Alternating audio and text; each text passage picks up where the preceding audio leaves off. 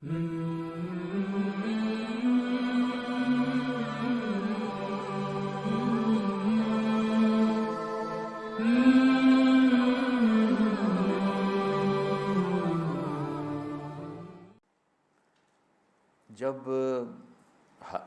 Hulagu نے 656 ہجری میں بغداد کو تباہ کیا تھا، پتہ ہے کتنے آدمی قتل کیے تھے؟ 15 لاکھ آدمی، 15 لاکھ آدمی، کئی دن ان کا قتل عام ہوتا رہا۔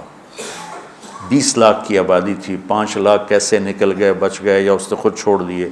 15 لاکھ آدمی ذبح کیے اس نے،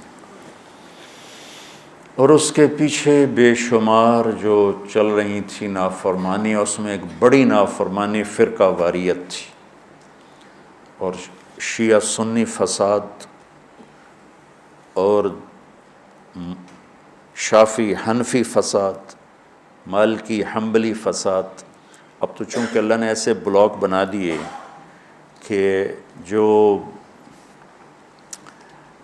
شوافع ہیں ان کا بلاک الگ ہو گیا، احناف کا بلاک الگ ہو گیا، حنبلیوں کا الگ ہو گیا، مالکی افریقہ میں چلے گئے، حنفی وسط ایشیا میں آ گئے، شافعی مشرق بعید میں چلے گئے، حنبلی بلاد عرب میں چلے گئے، تو ان کی آپس میں کوئی وہ پھینک سینگ نہیں پھنستے ہیں۔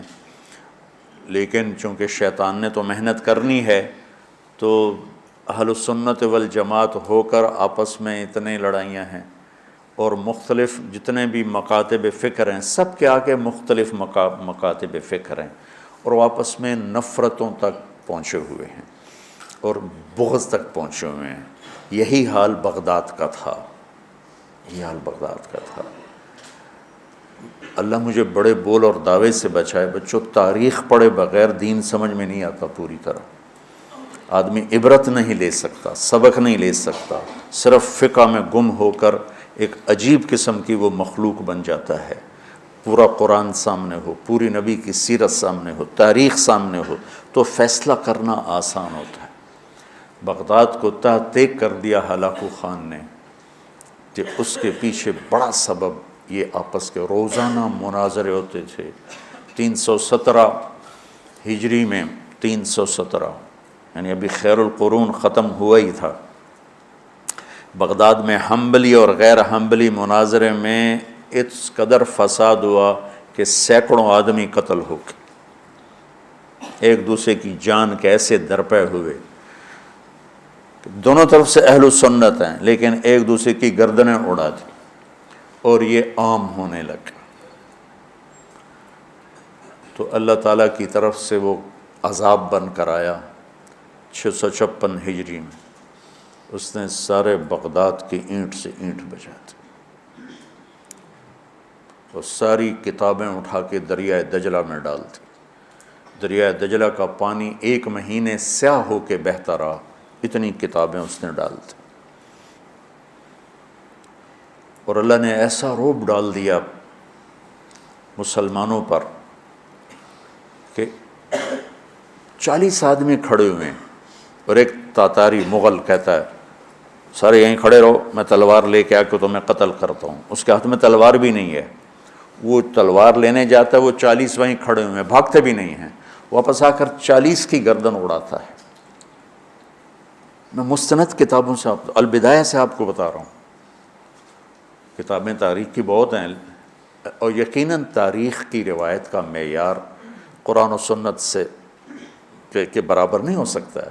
تاریخ کچھ کہے اور حدیث کچھ کہے، قرآن کچھ کہے، تو تاریخ کو چھوڑ دیا جائے گا۔ صحابہ کی آپس کی لڑائیوں کا معیار تاریخ نہیں ہے، قرآن ہے اور حدیث ہے۔ وہ انسان تھے، بشر تھے، ان سے خطائیں ہوئیں، لیکن میرے اللہ نے کہا کُلًا وعد اللہ الحسنیٰ، میرے نبی میرا وعدہ ہے تیرا ہر صحابی جنت میں جائے گا۔ بس اس کے بعد ہماری زبانیں بند ہو جانی چاہیے۔ جن کو اللہ نے معاف کر دیا ہو، ہم ان پر زبان کھولیں گے تو ہلاک ہو جائیں گے، تباہ ہو جائیں گے۔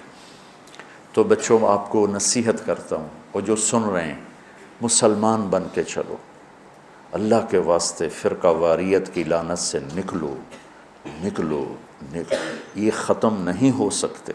ہاں، ہم جڑ کے چلیں، اپنے اپنے مسالک پر چلتے ہوئے ایک دوسرے کو عزت دیں، احترام دیں۔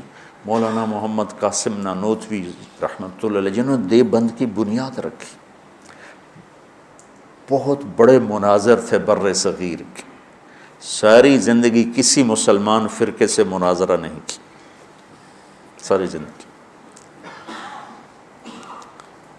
حضرت تھانوی کے مواعظ 30 جلدوں میں ہیں، پڑھو۔ کسی پر رد کیا ہو ایسا بدتمیزی کے ساتھ اور اس طرح اس کی پگڑی اچھالی ہو، جن کے نام پر دیوبندیت قائم ہے۔ 3 آدمی بنیادی ہستی رکھ، ایک حضرت تھانوی، ایک حضرت گنگوہی، ایک حضرت نانوتوی، یہ 3 آدمی پلر ہیں دیوبندیت کے۔ دیکھو انہوں نے کس طرح، اگر کہیں کسی کا رد بھی کیا ہے تو ایسے نہیں کیا کہ انسانیت سے گرا ہوا کلام ہو یا لہجہ ہو یا گفتگو ہو۔ اور مولانا قاسم صاحب رحمۃ اللہ علیہ نے ساری زندگی کسی مسلمان فرقے سے مناظرہ نہیں، ہندو سے کیا، سکھوں سے کیا، دہریوں سے کیا، عیسائیوں سے کیا، نیچریوں سے کیا، لیکن کسی مسلمان فرقے کے خلاف آپ نے مناظرہ نہیں کیا۔ تو میں تمہیں نصیحت کرتا ہوں، امت پہلے ٹوٹی پڑی ہے، دین کا کام کرنا ہے تو وہ کرنا جو تبلیغ والے کر رہے ہیں، کہ سب کو جوڑ رہے ہیں، سب کو محبت کا پیغام دے رہے ہیں۔ اگر منفی کام کرنا ہے تو گھر بیٹھ جانا یا ہم سے تعلق توڑ دینا، ہماری نسبت ہمیں واپس کر دینا، پھر جو تمہاری جی میں آئے کرتے رہنا۔ میں تمہیں مثبت کردار میں دیکھنا چاہتا ہوں۔ تو بچوں، تھوڑی سی زندگی ہے، نفرتیں نہ پالو، بغض نہ پالو، حقارتیں نہ پالو۔ کسی کو اگر غلط راستے پہ تم دیکھ رہے ہو تو اس سے بچانا ضروری ہے، اس سے نفرت کرنا۔ میرے نبی نے کتنے پتھر کھائے طائف والوں سے، کتنے پتھر کھائے۔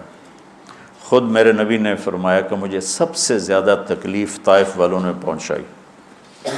تو جب ان کے لیے اجازت آ گئی کہ حکم دیں ان کو پیس کے رکھ دیں، تو فرمایا نہیں یا اللہ، شاید ان کی نسلوں میں کوئی کلمہ پڑھ لے۔ کتنی بڑی سیرت ہمارے سامنے موجود۔ آپ تو کہتے ہیں یا اللہ پیس دیں ان کو۔ ابو جہل جیسے کی آپ نے اتنی منتیں کی کہ حل انت منتہن عن سب آلہتنا، محمد اب بس بھی کرو، تو نے بہت سنا دیا ہمیں، ہم قیامت کے دن گواہی دے دیں گے کہ تو نے اپنے رب کا پیغام پہنچا دیا، اب بس کرو۔ جس کے بارے میں آپ کو پتہ تھا یہ میری امت کا فرعون ہے۔ بھائیو، میرے عزیزو، اگر آپ اپنے آپ کو اہل حق سمجھتے ہو تو پھر آپ کی مثال ایک طبیب کی ہے، اور جو غلط راستوں پر ہے اس کی مثال ایک مریض کی ہے۔ اگر ڈاکٹر مریض سے نفرت کرے گا علاج ہو سکے۔ وَاعْتَصِمُوا بِحَبْلِ اللَّهِ جَمِيعًا وَلَا تَفَرَّقُوا وَاذْكُرُوا نِعْمَةَ اللَّهِ عَلَيْكُمْ إِذْ كُنْتُمْ أَعْدَاءً فَأَلَّفَ بَيْنَ قُلُوبِكُمْ فَأَصْبَحْتُمْ بِنِعْمَتِهِ إِخْوَانًا وَكُنْتُمْ عَلَى شَفَا حُفْرَةٍ مِّنَ النَّارِ فَأَنْقَذَكُم مِّنْهَا كَذَلِكَ يُبَيِّنُ اللَّهُ لَكُمْ آيَاتِهِ لَعَلَّكُمْ تَهْتَدُونَ۔ اس میں اللہ تعالیٰ فرما رہے ہیں کہ اللہ کی رسی کو مضبوطی سے پکڑو اور آپس میں فرقہ واریت کا شکار نہ ہو۔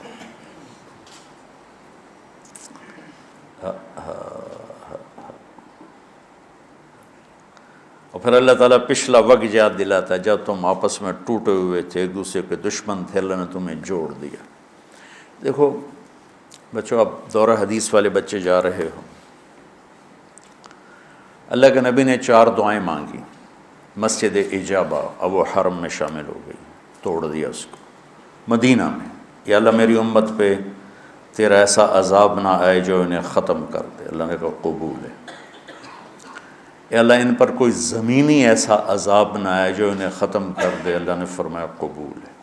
یا اللہ ان پر کوئی دشمن ایسا نہ آئے جو انہیں مٹا دے، اللہ نے فرمایا قبول ہے۔ یا اللہ ان میں آپس میں اختلاف نہ ہو، تو اللہ نے فرمایا نہیں میرے محبوب، یہ قبول نہیں، اختلاف ہوگا۔ یہ پیپر ہو رہا ہے، امتحان ہے، امتحان میں ہم دیکھیں گے کون حدود پہ قائم رہتا ہے، کون حدود کو پار کرتا ہے۔ تو اختلاف اس کائنات کی لازمی چیز ہے، مذہب کے نام پر بھی ہوگا، سیاست کے نام پر بھی ہوگا، اور چھوٹی چھوٹی باتوں پر ہوگا، اور صحیح نیت کے ساتھ بھی ہوگا اور فساد کی نیت کے ساتھ بھی ہوگا۔ تو جب میرا اللہ کہہ رہا ہے اختلاف ہوگا، پھر کہہ رہا ولا تفرقوا، دیکھو تم اختلاف کرو لیکن